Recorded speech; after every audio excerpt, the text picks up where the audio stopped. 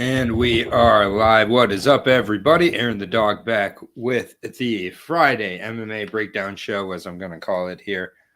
Cage Warriors 149 from San Diego and PFL Challenger Series Week 6. Featherweights are in action. I'm going to break down both cards.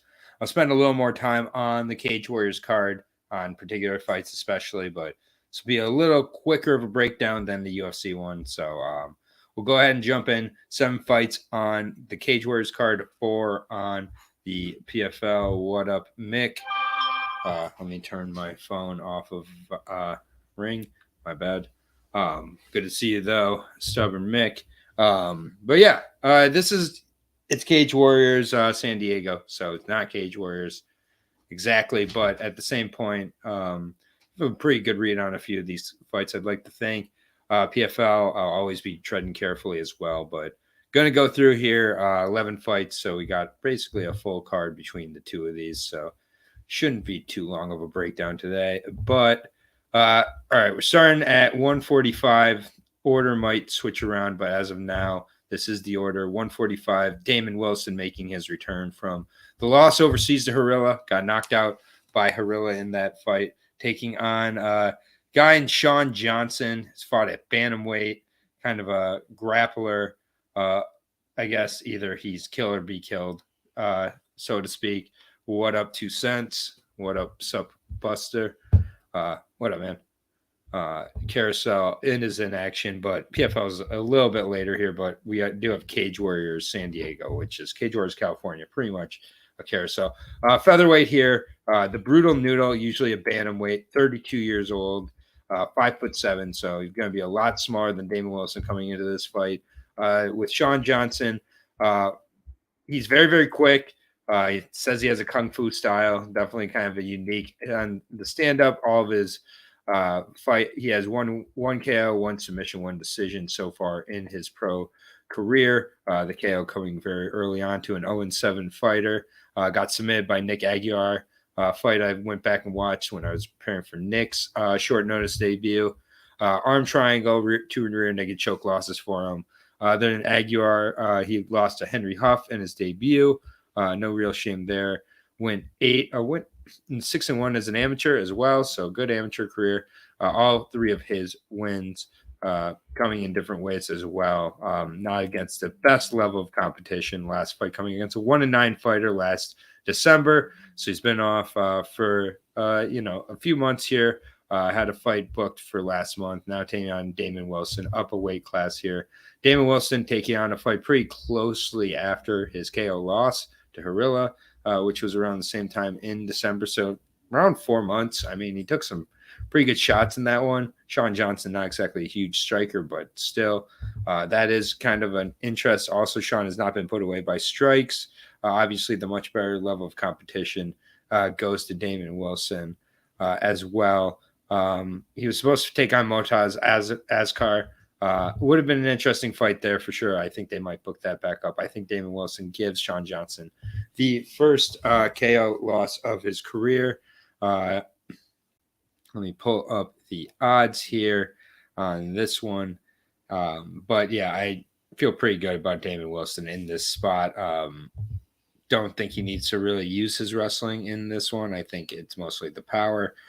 Damon is a minus 135 favorite, plus 105 on Sean Johnson. I think that's pretty insane there, but it's kind of been bet all over the place, so I'll be interested to see as of now in 5 dimes. I'm just finding it at minus 135 plus 105 Johnson, but I think this is one of those lines that's getting kind of skewed around right now by the looks of it. Next fight, definitely a carousel fighter here in Alberto Romo. He has the dreaded triangle caution signs due to an unfair record or unfair opponent in his last fight. So they don't count it towards his official record anymore. But yeah, overall, Romo not really very impressed, even though he is 4-0. Pretty wide, boxy stand-up here. Alex Trinidad, the former, I believe, naval officer, if I'm not mistaken, Ice Cream Man, known for that because he does go for that banana split. So he is a grappler. He's a wrestler as well. been in there with much better level of competition as well. 5-4, not the best of records, and losing his last 2. However, all of his losses coming by way of finish, either submission or KO. His last 2 coming by submission to Jordan Bailey very quickly and Brandon Larocco right before Larocco went on to take on DeJesus, actually. So, not bad losses at all, but was put away in both those losses. Alberto Romo is much lower level of competition. Went back and watched his fight with Brian Del Rosario, as well as his fight with Joshua Wick. Just kind of made a mistake in the grappling there, but I think overall he has a huge wrestling advantage, just overall skill advantage on Romo, who's yet to face any level of competition. 30-year-old here out of Fight Syndicate Mixed Martial Arts and Fitness in California. Look at the level of competition: 2-2, 1-1, 0-0, and 0-0. Supposed to take on Johnny Soto, but the fight got canceled. As an amateur, the amateur career is not great either. That is where you want to get your losses out, but he lost 7-8 straight fights.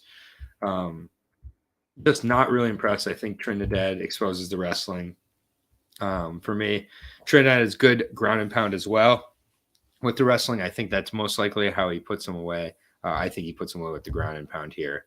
So give me Alex Trinidad, the Ice Cream Man. This fight is at lightweight, and Romo's been at featherweight as well. I think there's a size advantage, experience, skill advantage, all of the above here. Trinidad minus 265 at 5-4 against a 4-0 undefeated opponent, and I think it's completely justified.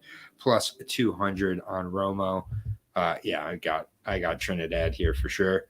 Next fight, not sure if this fight is still on or not, but as of now, I will cover it. Jamie Lynch taking on Guillermo Santos, but I know that the fight that he's now on with is Georgie Alves. Either way, I'll just talk about James Lynch real quick. And honestly, I don't believe the opponent is accurate, but I see Bill Wilson at minus 135 plus 105 for Johnson. I see Damon at minus 750 now. Yeah, exactly.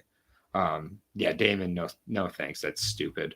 The thing with Jamie Lynch fighting here is 5-3. He's really will stalk his opponents, put on a good pace for the most part. It's very, very tough. But the last fight with Eric Sanchez kind of got exposed a little bit there, and they got dropped really, really badly in that spot. Regardless of who he goes against, I do think that my concern is just he gets to a certain level and then he can't beat those guys. So he beats the Nakagawas of the world, Albert Lee's, Cesar Gonzalez's, but loses to Richie Miranda pretty badly, loses to Eric Sanchez pretty badly.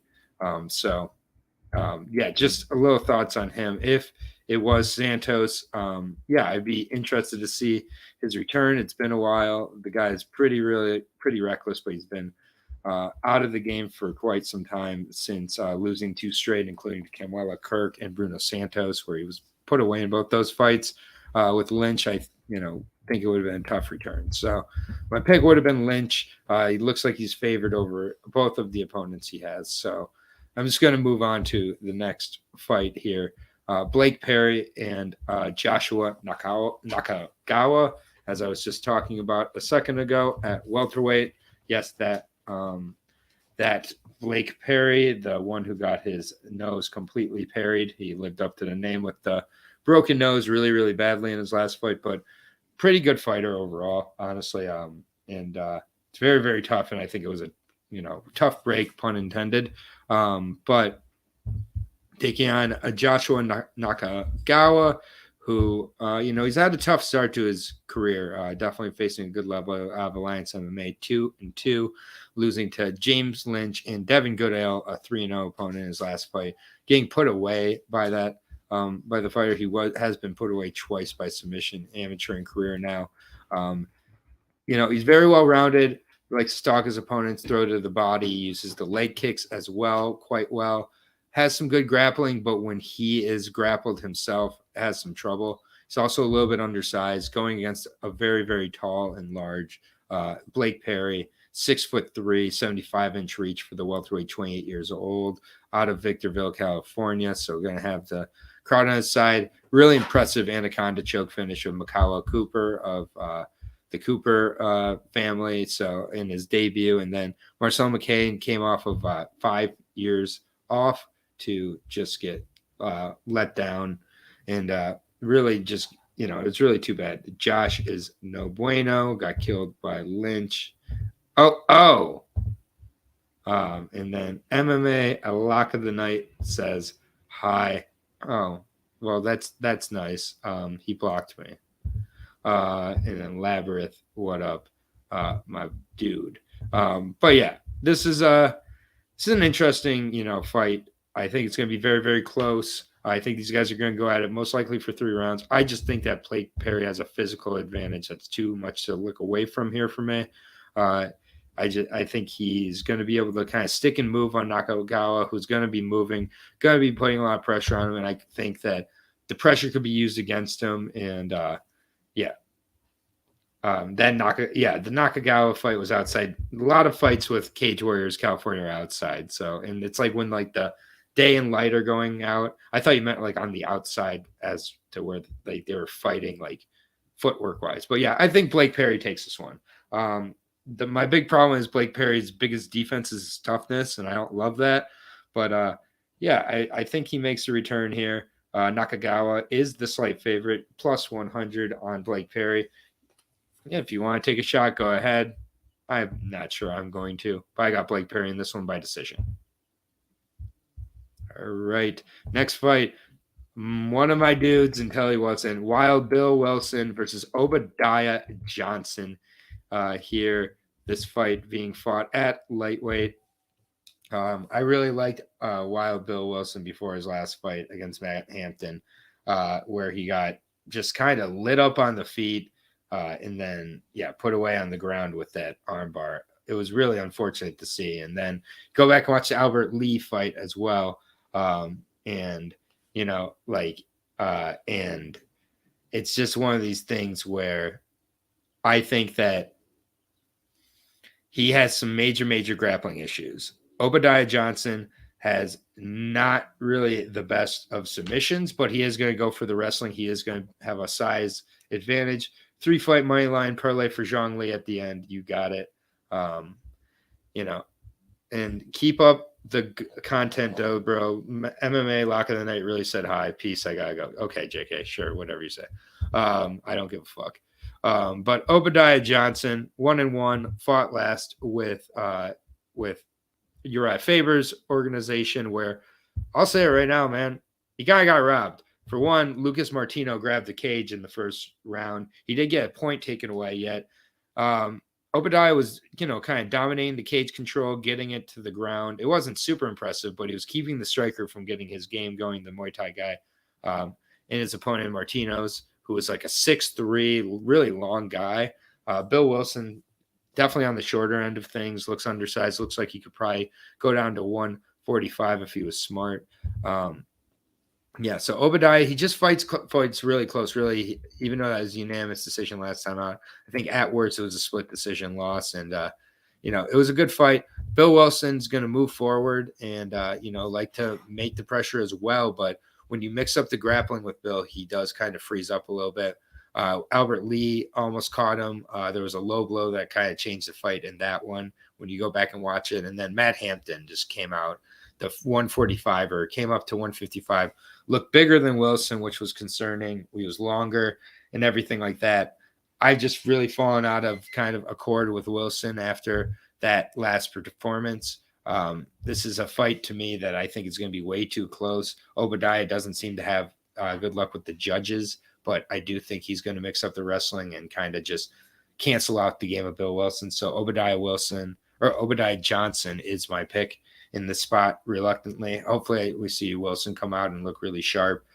His stand-up is really fun. He's got good power, good speed. I just get concerned when the grappling comes in, and Obadiah will look to wrestle and be the bigger guy. So take the upset for back-to-back spots here. I got Obadiah Johnson by a decision, split decision. Not one I'm super confident in, though.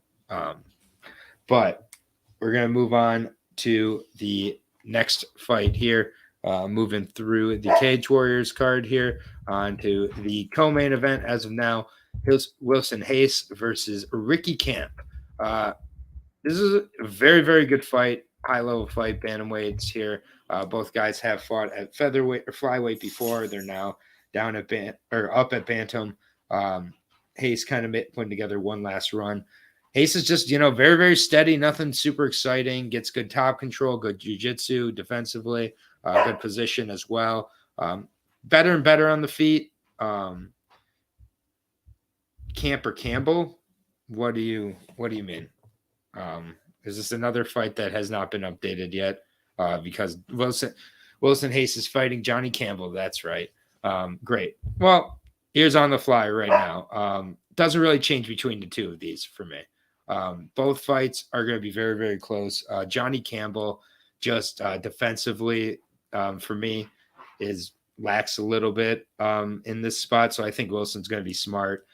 Knowing to mix up the takedowns. He has a huge advantage on the ground, and I think on the feet, he's going to be able to hang with Johnny as long as Johnny doesn't get off to a good start. So thank you, MMA Kasagani. It is very, very kind of hard to keep up with these cards, so I apologize. But yeah, I like Wilson Hayes in this spot either way. So looking at the odds against Campbell, I'm sure that they're pretty juiced here. And they are minus 250 on Hayes, plus 205 on Campbell. About right. I don't mind the spot on Hayes, but he just, he fights very, very close, but kind of just shows the level. So Hayes, I think, does have enough for one more kind of run, maybe the Contender Series or, a short notice UFC spot. But all right. Sorry about that. Main event time. Roberto Hernandez versus John DeJesus. This fight is one that I'm pretty confused on. A lot of people are really heavily on Hernandez here. I think that John DeJesus has a pretty good advantage on the feet, and his wrestling is pretty good defensively. Not to mention, he's only 32 years old. He's 5'10", has a 77-inch reach, which I think he uses very, very well. And as he gets the takedowns going, he gets better and better. That 15-10 record, I think, is deceiving. Coming off a win out of Denver, Colorado, a lot of decisions on the record. Brandon Larocco, pretty similar to Roberto Hernandez in a lot of ways. And Larocco's had some initial success with the takedowns in wrestling and just kind of struggled more and more as things went on. Was supposed to be facing TJ Laramie earlier in January. The event got canceled. He's now back with Cage Warriors. Dude just likes to fight. You go back through and, he went into the second round with Aaron Pico, but he was put away in that fight. It's been in there with Bill Algeo, been in there with Pat Sabatini. All of these guys putting him away, however. Danny Chavez went to a decision. He beat him. So he beats a certain level and he loses to the better guys. So he loses to Billy Q, loses to Danny Chavez, loses to Pat Sabatini, loses to Bill Algeo, loses to Frank Buenafuente. And then the guys he beats are like Ethan Goss. The best win, obviously, the Bellator win over Vladimir Prubochenko, a 16-1 fraud. And then John Teixeira, split decision there, a very good win. Brandon Larocco, another guy similar, I think, to Roberto Hernandez. Roberto Hernandez, 5-1, very untested out of Joe Stevenson's Cobra Kai. Fights very similar to Joe Stevenson, much more of a grappler.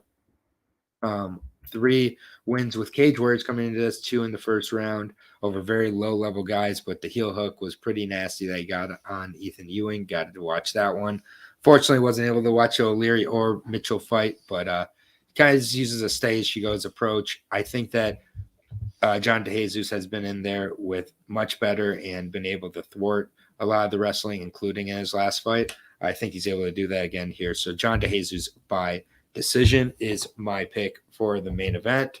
And the odds on that are minus 210 for DeJesus, plus 170. So going to move on over to the PFL card now and then call it a day. I apologize for the mix-ups on a few of these fights I had already taped, unfortunately, with the other matchups. So part of these regional fight cards. But speaking of regional fight cards, we've got the return of Vikas Singh Rahul to the PFL, by the way.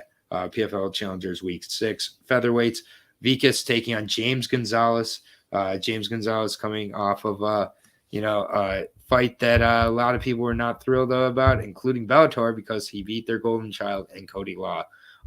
Doubled him up on strikes while Big John was still trying to justify that Cody Law somehow won the fight. But the Alley Cat, Longo Weidman representative, very, very well skilled, well coached, well paced, throws a mix up of Muay Thai strikes for the most part, goes to decision in a lot of his fights.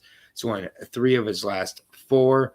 Losses coming by split decision in between there.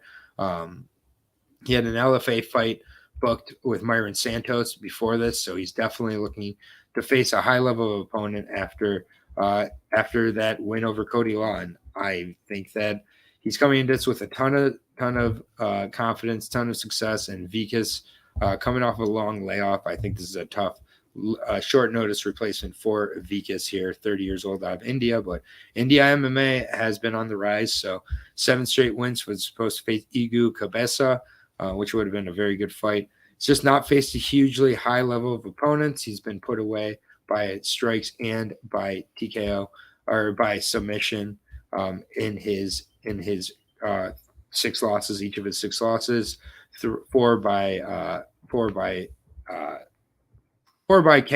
or 3 by KO, 3 by submission. Sorry.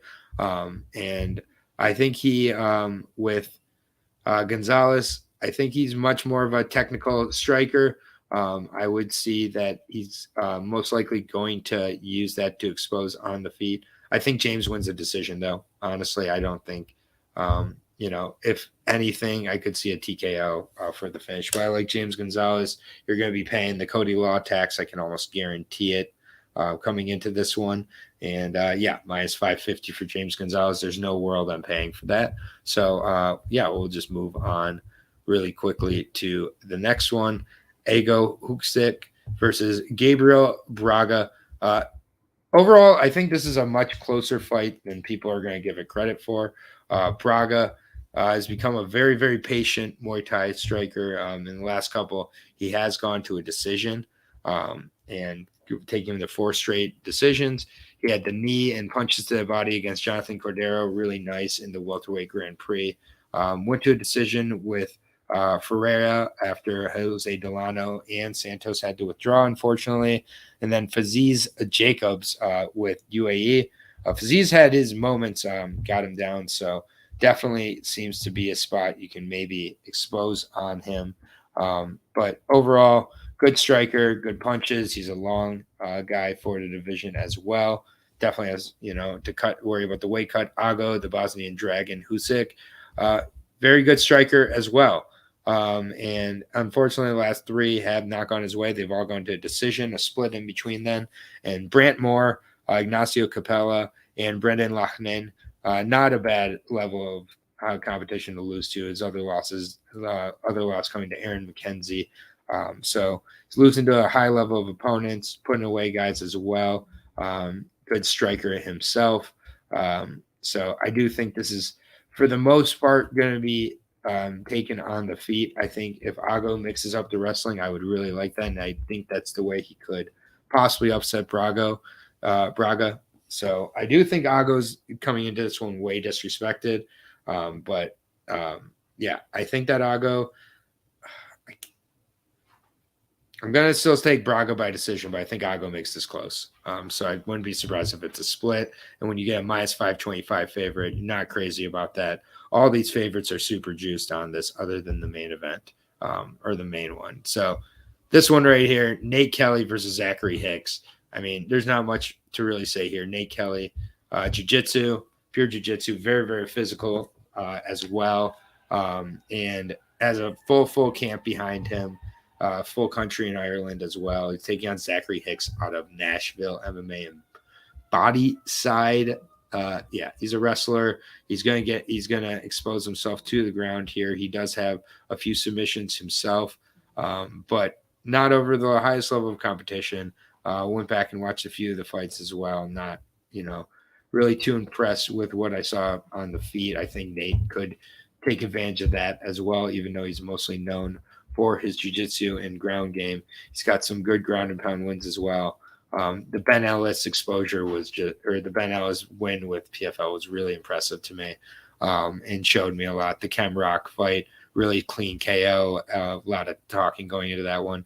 Lost his first 2 fights, and he's gone on a 6 straight win streak. I think this guy's going to be at the next level, and I think that he will get the contract, and I think he completely just flatlines Zachary Hicks or submits him. Either way, he would be my pick for the contract going into this, and I think he should be a pretty massive favorite as well coming into this. Looking at the odds, Zachary Hicks plus 415, minus 525, same as Braga. I think this should be, this is a much better juiced odds favorite of the 2 of these guys. So needless to say, Kelly will be in the Zhang Li parlay. Brian Zurcher versus David Evans in the main featured fight here. This is a good fight. David Evans has looked really good outside of the KO loss to Gage Young there, where he just kind of showed when you put the pressure on, you can kind of crack him. But if you don't and allow him to mix up his game, use his really impressive wrestling, he's going to control you. He does train with Tyron Woodley as well as Dean Thomas. So that is something to be aware of. He has left American Top Team. He's been kind of in and out of there. He's got a KO win, 2 submissions, 2 decisions. Coming off the decision of Gary Conkle, another guy who's kind of slick on the grappling. If you're going to play the grappling game with David Evans, I think that he can really have, a good night. And but at the same point, I'm curious to see when he's put on his back, when the pressure is put on him, because the one time we saw that result in a 2-minute loss to Gage Young here, a 3-0 guy who's now 5-1, coming off that loss to Bobby Lee, got armbarred in there. So we'll see how good Gage ends up being. But yeah, David was expected to kind of come into that fight and look well. He's got really good precise striking, uses good elbows, good knees. Brian Zurcher, much more of kind of the brawler, scrambler here. 4 straight wins coming into this. I've really liked how he's looked in these, though, be it against a lower level of competition. He just kind of grinds them away, really dominates in the grappling, and does have, good submission skills as well. The Combate Global fight hasn't faced a good level of competition, though. Again, Scotty Stockman, his best win, but he looked really smooth in that fight. Won all 3 rounds there as a plus 160 underdog. Against Hernandez, he was a minus 600, and he didn't get the finish, but dominated all the rounds. I just don't trust David Evans when the pressure's put on him, and when I don't know how he's going to look if he's put on his back. I think he's kind of breakable. I think Brian Zurcher is a good underdog to end off the night. I'm going to go with Zurcher here, and I think he gets the finish, and I'm going to say by ground and pound. So, I think that the submission might not be there, but I'd be interested to see how this looks in the second and third round if Zurcher starts to have success with his game plan. I'm seeing him at a plus 155 underdog. I like it. Really quickly, before I go, Zhang Li asked for it, so I'm going to give him his 3-fight money line parlay across both fight cards from the PFL. I am only going to select 1 fight, and it will be the Nate Kelly fight at minus 525. I get it. Not what we're looking for, but it is what it is. This is a pretty juiced Friday night. Going over to the Cage Warriors card, there's several fights that I'd be willing to go with on that one. I think John DeJesus is a perfectly good spot, but that could probably be close. I do like Trinidad as well, and Damon Wilson. So Damon Wilson, Alex Trinidad, and Nate Kelly for your 3-fight money line parlay. And yeah, I don't have anything to say on that, Moise.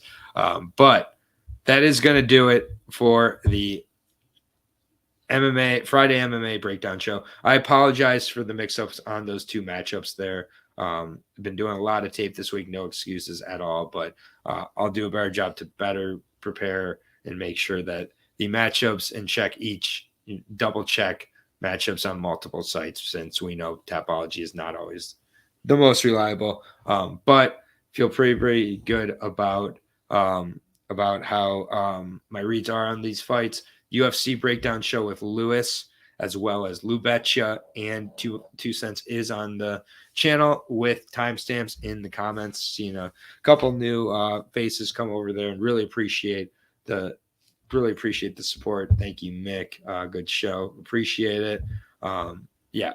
Thank you, everybody, for the support. Go ahead and if you have any questions, let me know. Aaron J. Brooks on Twitter. I know I tweet about movies a lot, but trust me, I'm doing my work on fights. I just don't tweet about it. So thank you so much for all the support. That is going to do it for the MMA breakdowns for the week. I'm going to try to do some work on the Octagon tape now, but not putting out a video on that. So that's going to do it for the videos this week. Thank you so much to everybody. To the Mecca Knights, good luck in Mecca X this Saturday. I will see you guys all soon. Good luck. Peace out.